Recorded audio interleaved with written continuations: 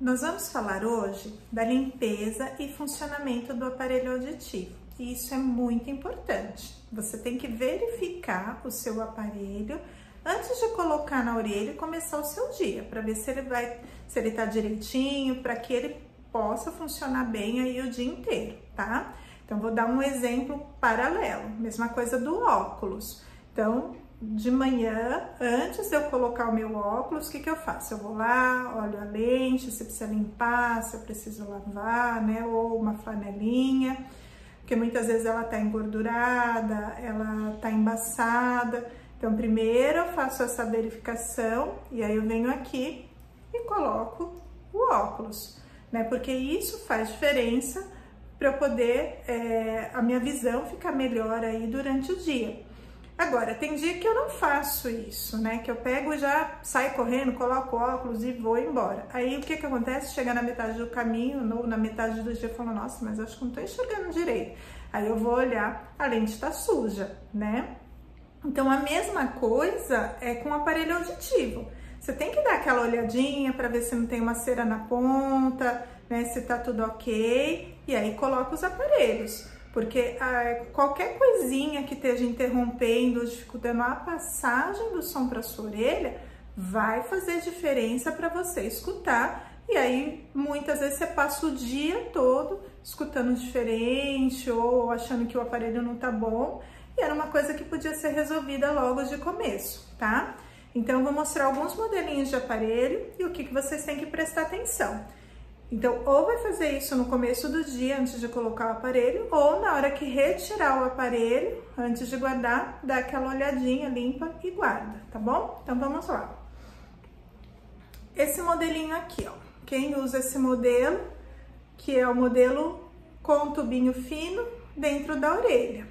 Então, é muito importante dar uma olhadinha aqui na oliva, né? Pra ver se tem cera aqui. Olhar aqui o tubinho para ver se tem cera, né? Um pouquinho de cera já é o suficiente para entupir.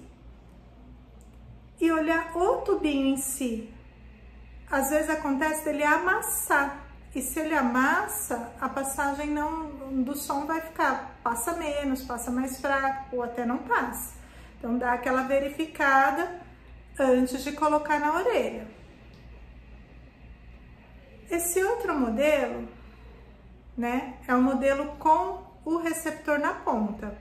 Então, esse também tem que olhar a oliva para ver se não tá entupida, se não tá com um pouquinho de cera parada.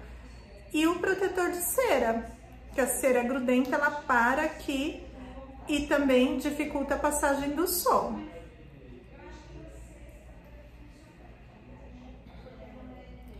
Esse outro modelo é com tubo de molde. Uma das coisas que acontece com frequência é ter gotinhas de água aqui dentro do tubinho.